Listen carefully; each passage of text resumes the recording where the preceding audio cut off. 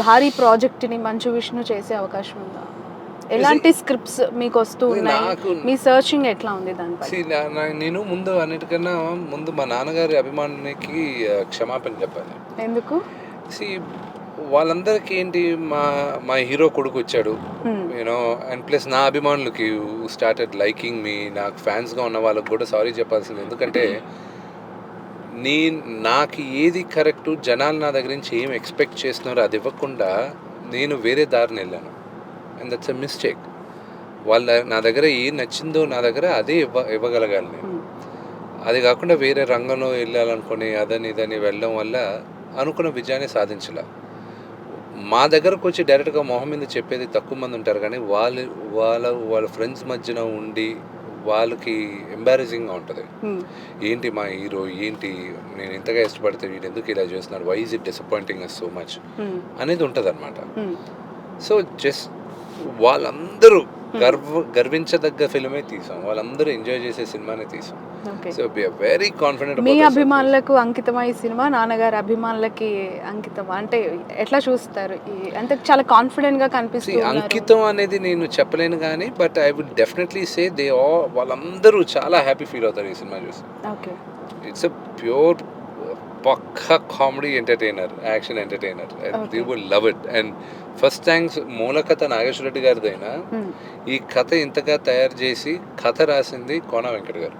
So the first thank goes to him. నన్ను మైండ్లో పెట్టుకొని, ఇప్పుడు ఆయనకి ఎంతో మంది చనువు ఉన్నారు కానీ వచ్చి కథ నాకు చెప్పారుగా, I should be thankful to him. Okay, ఒక సైడు పాయల్, ఇంకో సైడు సన్నీ లియోన్. నిజంగానే లైఫ్ అంటే మీదే విష్ణు గారు. కుళ్ళుకుంటున్నారు చాలా మంది, అనిపిస్తుందా కుళ్ళుకుంటున్నారు అని? ఏమో కానీ ఇప్పుడు వన్స్ స్క్రీన్ పైకి వెళ్ళిన తర్వాత వాళ్ళ పర్ఫార్మెన్సెస్ వాటిపైన మాకు ఉంటుంది, కానీ ఆ గ్లామర్ సైడ్ స్విచ్ ఆఫ్ అయిపోతున్నాం.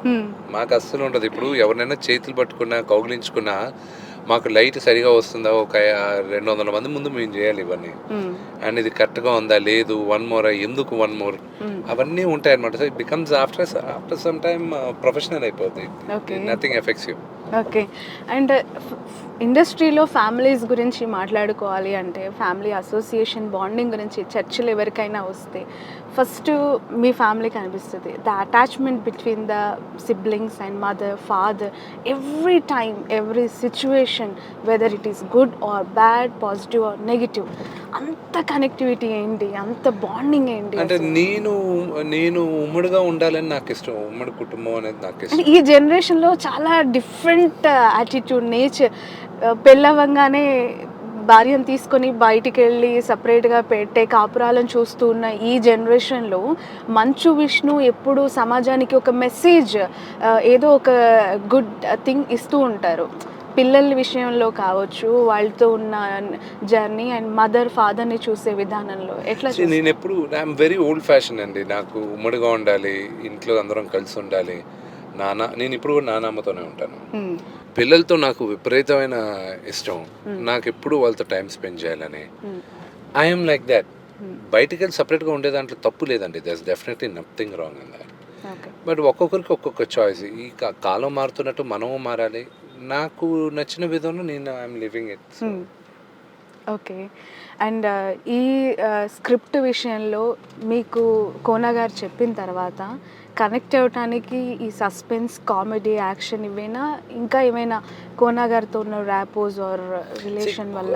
కోన గారు నేను ఎప్పుడు కాంబినేషన్ మేము వచ్చినా కూడా సినిమా అన్నీ హిట్. ఇది దేనికైనా రెడీ, పాండవులు 9 ఇవన్నీ హిట్ మాకు. సో మాది హిట్ కాంబినేషన్. సో ఆయన చెప్పేటప్పుడు ఆయనకి నా మీటర్ తెలుసు, కామెడీ మీటర్. సో ఆయన వచ్చి చెప్పినప్పుడు immediately I liked it and that's how I jump to it. Okay, మీరు ఇప్పుడు డీ ప్రస్తావించారు కాబట్టి నేను అడగాల్సి వస్తుంది ఈ క్వశ్చన్. ఇంకా డీని గుర్తు చేసుకుని డీ సినిమా చూస్తూ నవ్వి ఎంజాయ్ చేసి పడి నవ్వే ప్రేక్షకులు ఉన్నారు. మరి కోన గారు కూడా ముందున్నారు. ఈ సినిమా విషయంలో ఏంటి, మీరు D2 తీసే అవకాశం ఉందా? దాన్ని మళ్ళీ రీషూట్ చేసే అవకాశం? కాంబినేషన్ మళ్ళీ ఉంటుంది కానీ D2 సీక్వెల్ అనేది ఉంటుందా డౌట్ఫుల్ అండి. కాంబినేషన్ అయితే ఉంది, గ్యారంటీ. కాంబినేషన్ ఓకే, బట్ అలాంటి ఆ సినిమాని చేస్తే బాగుంటుంది కదా అని చెప్పి చాలా మంది మీ ఫ్యాన్స్ ఎక్స్పెక్ట్ చేస్తూ ఉంటారు. చూడాలి, అది కోన వెంకట్ గారు ఆన్సర్ చేయాలి. ఏం బ్రదర్ ఉంటుందా? యా డెఫినెట్గా ఉండాలి. ఎందుకంటే the cult classic comedy. So దానికి చాలామంది ఫ్యాన్స్ ఉన్నారు. సో డెఫినెట్గా D2కి చాలా హైయెస్ట్ ఎక్స్పెక్టేషన్స్ ఉంటాయి, నో డౌట్. అండ్ డీతో మీరు చెప్పారు కాబట్టి చెప్తున్నాను, డీ తోటి నాకు ఫస్ట్ ఒక స్టార్ రైటర్గా గుర్తింపు తెచ్చింది ఆ ఫిలిం.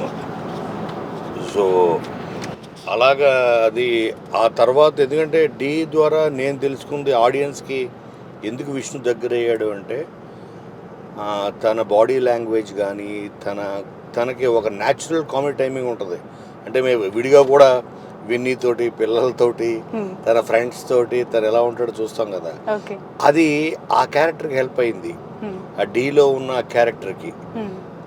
సో అందుకని తను దాంట్లో చాలా ఈజీగా దాంట్లో మోల్డ్ అయిపోయాడు, ఆ న్యాచురల్ కామెడీ టైమింగ్ ఇదంతా. ఆ తర్వాత అలాగా విష్ణుని వాడుకున్న స్టోరీ అంటూ ఏం లేదు. అంటే ఆ తర్వాత దీర్ఘన్ రెడీ, ఎస్, అలాగే వాడో రకం వీడో రకం, తను ఎప్పుడు అలాంటివి అటెంప్ట్ చేసినా ఈ నెవర్ ఫెయిల్డ్.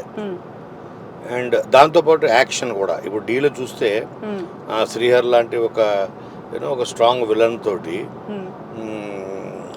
తను అలాగే దాంట్లో చాలా మీద ఉంటుంది యాక్షన్. సో తన కట్అవుట్కి, తన పర్సనాలిటీకి అటు యాక్షన్తో పాటు కామెడీ అన్నది బాగా సూట్ అవుతుంది. అది తను ఎప్పుడెప్పుడు అటెంప్ట్ చేస్తే ప్రతిసారి హీ వాజ్ సక్సెస్ఫుల్. జిన్నా వీటన్నిటిని it top the list. Okay, కొనగారు జిన్నా అనుకున్నప్పుడు విష్ణు గారు ఎందుకు గుర్తొచ్చారు మీకు అసలు? అదే డి వల్లే. ఆ డీ తర్వాత నేను ఎన్నో సినిమాలు రాసిన, ఒక రెడీ వచ్చిన, ఇంకోటి వచ్చిన, they were all offsprings of D. Okay, డీలో ఎలా అయితే బ్రహ్మానందం గారిని, జారీ గారి క్యారెక్టర్ ఎలా అయితే వాడామో, ఆ తర్వాత వచ్చిన ఎన్ని ఫిలిమ్స్, ఈవెన్ దూకుడు, బాద్షా ఎన్ని వచ్చినా ఇవన్నీ కూడా వీటన్నిటికీ మూలం డి. ఓకే, సో కాబట్టి ఎప్పుడైతే ఈ స్క్రిప్ట్ వచ్చిందో, సో దీంట్లో హీరోకి నాకు ఫస్ట్ కళ్ళ ముందు వచ్చింది విష్ణు. అదే comedy timing, if you can repeat, దీని అంత స్కోప్ ఉంది. డి వచ్చి చాలా ఇయర్స్ అయింది, జిన్నా వచ్చింది. విష్ణు గారిలో మీరు చూసిన డిఫరెన్స్ ఏంటి? అప్పటి విష్ణుకి ఇప్పటి విష్ణుకి ఉన్న వ్యత్యాసం ఏం చెప్తారు కోనా గారు? దగ్గర నుంచి చూసారు, it's been long time, differentiations ఏమైనా ఉన్నాయా? మెచ్యూరిటీ ఒకటి, తర్వాత అప్పుడు హీ వాజ్ ఎ వెరీ, దాని ఏమంటారు, happy go at lucky youngster. Okay, bachelor. Now he is a responsible father and more responsible son. వాళ్ళ ఫాదర్ స్టార్ట్ చేసిన స్కూల్స్, కాలేజ్ అవన్నీ తిను టేక్ ఓవర్ చేసి యాజ్ ఎ రెస్పాన్సిబుల్ సన్ లాగా ఇప్పుడు అది యూనివర్సిటీ అయ్యింది, Mohan Babu university. So he is a CEO, he is a pro chancellor for that university. సో ఇన్ని బాధ్యతలు, అంటే అప్పుడు నేను చూసిన విష్ణుకి ఇప్పుడు నేను చూస్తున్న విష్ణుకి అంత ఐ నెవర్ ఎక్స్పెక్టెడ్ పీపుల్ ఒక మనిషి ఇంత ఇదిగా ట్రాన్స్ఫార్మ్ అవుతాడని. So which is a very good change and exemplary ప్రతి వాడికి. ఎందుకంటే నాకు తెలిసి విష్ణుకున్న కంఫర్ట్స్కి, ఓకే, తనకున్న దీనికి, తన ప్లేస్లో ఎవరున్నా కూడా నాకు ఎందుకు ఈ తలనొప్పులు అనుకుంటారు. ఓకే, ఏంటి, he is like a pillar of support for his father. ఆయన స్టార్ట్ చేసినవన్నీ నెక్స్ట్ లెవెల్కి తీసుకెళ్ళాడు. So which is very very very very you know appreciate చేయాల్సిన విషయం. రైట్, మీరు కోన గారు చాలా దగ్గర నుంచి ట్రావెల్ అయిన వ్యక్తిగా ఒక ఇంపార్టెంట్ క్వశ్చన్ మిమ్మల్ని నేను అడుగుతాను ఈ సందర్భంగా. మాకంటే బయట ప్రపంచానికి కనిపించే హీరోలు, ఈ తెరలు ఇవన్నీ వేరు, కానీ మీరు ఇంటర్నల్గా తనతో ఉన్న ర్యాపో చూశాను కాబట్టి అడుగుతున్నాను. ఈ ట్రోల్స్, ఈ మీమ్స్ అనేవి విష్ణు పైన వచ్చినప్పుడు యాజ్ ఒక వెల్ విషర్గా, దగ్గర నుంచి చూసిన ఒక స్క్రిప్ట్ రైటర్గా మీకేమనిపిస్తుంది? నిజంగానే ఎందుకు ఇలా జరుగుతుంది, ఇది కాదు కదా character, this is not the reality అని అనిపించిందా? ఎగ్జాక్ట్లీ చాలా బాధ వేస్తుంది. అంటే ప్రతి మనిషి ఈ will go through a phase. తను Vishnu definitely like it doesn't deserve this kind of ఇది అని నాకు అనిపించింది. ఎందుకంటే ఎంతోమందిని ఎన్నో ఇయర్స్గా ఎంటర్టైన్ చేస్తూ వచ్చాడు వాళ్ళ ఫ్యామిలీ కానీ. తర్వాత తను వెరీ రెస్పాన్సిబుల్గా ఉంటాడు. తనలో ఉన్న గుడ్ క్వాలిటీస్ 99% దాన్ని వదిలేసి ఏదో చిన్న చిన్న మాట దొరికింది. అందరికి దొరుకుతుంది, నాకు కూడా దొరుకుతుంది. ఎవరు దొరకలేదు, మోడీ గారు కూడా దొరుకుతుంది మాట. నోబడీ ఈజ్ పర్ఫెక్ట్ చెప్పాడు కదా అన్నట్టు విష్ణు, నోబడీ ఈజ్ పర్ఫెక్ట్. దాన్ని మాత్రమే మీరు పట్టుకుని చూపించదలుచుకుంటే పోతుంది. దానిలో క్యారెక్టర్ అసాసినేట్ చేయదలుచుకుంటే, దాన్ని ఒక కామెడీగా మీరు చేయదలుచుకుంటే అది మీ విజ్ఞతగా వదిలేస్తాం. But he is not what you project that he is. Right. Finally in one word, ఎందుకు జిన్నా చూడాలి కోన వెంకట్ గారు? మీరు డీకి ఫ్యాన్స్ అయితే, ఓకే, మీరు కామెడీకి ఫ్యాన్స్ అయితే మీరు 100% జిన్నా చూడాలి. ఎందుకంటే ఎంటర్టైన్మెంట్కి వాళ్ళు రేపు చాలా పెద్దపేట వేస్తున్నారు ప్రేక్షకులు. ఓకే, 100% ఇది నో డౌట్. ఇది అందరినీ start to end last frame వరకు ఎంటర్టైన్ చేస్తుంది. It will be a big comeback for Vishnu. Okay, right. మీ కాన్ఫిడెన్స్ చెప్తోంది. 100% మీకు సక్సెస్ని అందివ్వాలి Ginna. Wishing you very all the best and advance congratulations Kona Venkat గారు. పనిలో పని ఇంకో క్వశ్చన్ కూడా ఫైనల్లీ, ముందే సన్నీ లియోన్ ఎందుకు తీసుకున్నారండి? భయంకరంగా అదో ట్రోలింగ్ మళ్ళీ సోషల్ మీడియాలో. కాదు ఇప్పుడు మీరు సినిమా చూస్తే అర్థమవుతుంది దీనికి సన్నీ లియోనే ఎందుకు. It's a character of NRI. Okay, చిన్నప్పుడు ఒక విలేజ్లో పెరిగి చిన్నప్పుడే వెళ్ళిపోయి తన ఫాదర్తో పాటు అమెరికాకి, మళ్ళీ 15 సంవత్సరాల తర్వాత తిరిగి వచ్చిన అమెరికా రిటర్న్డ్ ఒక ఎన్ఆర్ఐ. కాబట్టి ఆ అమ్మాయి దీనికి పర్ఫెక్ట్ ఫిట్. ఇంకా there are so many other angles. ఆ యాంగిల్స్ ఏంటి అని మీకు అర్థం అవ్వాలి అంటే చిన్న చూడాల్సిందే. Sure sure. Thank you so much Kona Venkat గారు. విష్ణు గారు, మొత్తానికి ఈ ఎంటైర్ ప్రమోషన్స్లో రెస్పాన్స్ చూసినప్పుడు ఎక్కడి నుంచి ఎక్కువగా వచ్చిన రెస్పాన్స్తో మీరు కనెక్ట్ అయ్యారు? అరే ఇంతకాలం నేను కొంచెం మిస్ అయ్యాను అని ఎక్కడైనా బాధ వేసిందా? అన్ని దగ్గర రెస్పాన్స్ బ్రహ్మాండంగా ఉంది. అదేంటిది, అది కోట? యా, భువనగిరి కోట. అదా? యాక్చువల్లీ ఎక్కొచ్చండి, అటు సైడ్ నుంచి వెళ్తే ఎక్కొచ్చు. చాలా చేస్తారు, ఆర్కియాలజీ డిపార్ట్మెంట్ లో ఉన్నట్టున్నది. Fantastic. I am history buff. అవునా? Maybe one day I'll come. Okay, trekking చేస్తుంటే? ట్రెక్కింగ్ చేయను కానీ ఇలా హిస్టరీ ఎక్కువ చూస్తుంటాను నేను. సో కమింగ్ బ్యాక్, అది ప్రతి దగ్గర ఎక్స్ట్రాడినరీగా రెస్పాన్స్ వచ్చింది. అండ్ ఎస్, ఒక దగ్గర తప్పు చేసామే, ఇన్ని రోజులు మనం దూరంగా ఉండిపోయామే అన్న ఇది కూడా వచ్చింది. సో నా తప్పు ఇంకెప్పుడు చేయండి మాటిస్తున్నారు. 100%. ఇంతకు మించిన రెట్టింపు ఉత్సాహంతో ప్రమోషన్స్ చేస్తారు అయితే? అవసరం ఉన్నంతగా చేస్తాను 100%. ఓకే, ఒక జర్నలిస్ట్గా నేను చాలా ఎలక్షన్స్ చూశాను, జనరల్ ఎలక్షన్స్ చూశాను. మా ఎలక్షన్స్ వాటికి ఏమాత్రం తీసిపోలేదండి.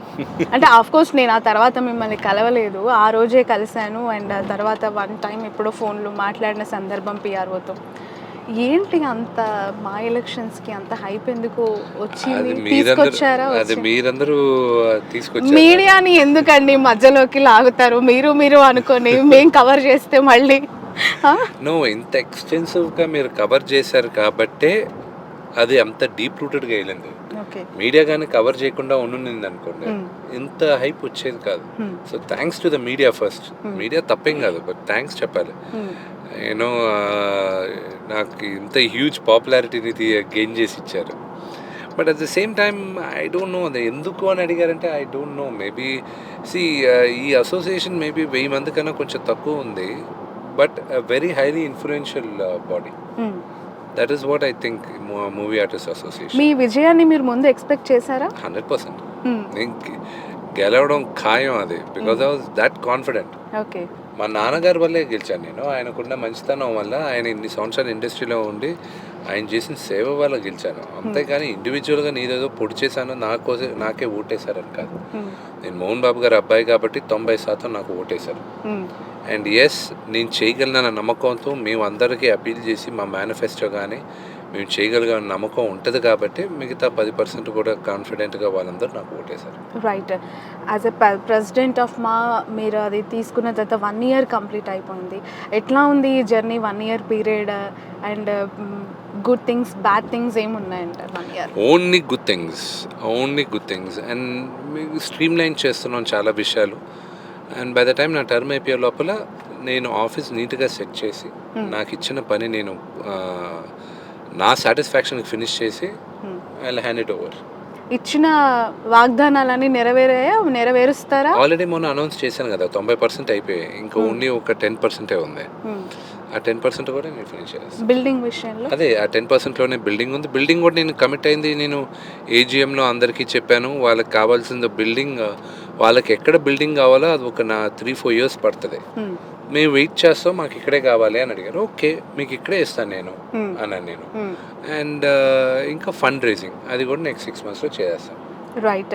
అండ్ జిన్నా విషయంలో కొంచెం చిత్తూరు స్లాంగ్ కూడా యూజ్ చేశారు. మీ నేటివిటీకి అది మేజర్గా చేసింది కోన వెంకట్ గారు, మళ్ళీ రైటర్స్ భాను నందు అని ఉన్నారు, వాళ్ళ ద్వారించే వచ్చింది ఇది. బాబోయ్, విష్ణులో ఈ షేడ్ కూడా ఉందా అని చాలా మంది అంటున్నారు. అది చాలా ఫన్నీగా ఉంటుంది ఆ స్లాంగ్ అంతా. It's really nice. ఒక డైలాగ్ మూవీ నుంచి అంతగా నేను చెప్పలేను. ట్రైలర్లో ఉన్న డైలాగే నాకు కొంచెం సిగ్గు, I can't tell that. Vishnu గారికి మొహమాటం, సిగ్గు అనుకుంటూనే చాలా కోల్పోయారు ప్రమోషన్స్ విషయంలో గత సినిమాల దృష్ట్యా. ఇప్పుడు కూడా ఆ మొహమాటాన్ని పక్కకి తప్పించకపోతే అదే తప్పే కదా, నేను మొత్తం తిరుగుతున్నాను మీ అందరితో మాట్లాడు. అందుకని చిత్తూరు డైలాగ్ ఒకటి ఈజీగా రాదు నాకు. ట్రై చేయండి అట్లీస్ట్ మీ ఫ్యాన్స్ కోసం. ఏది నాపులని తేరాలంటే చాచి లక్ష్మీదేవే డైరెక్ట్గా ఎర్ర బస్ ఎక్కి రంగంపేటలో దిగాల్సిందే. వావ్, ఎట్లా ఉంది అది language? It was nice, it was learning. Of course ఆ స్లాంగ్ కరెక్ట్గా రావాలి. దాని ఏంటది,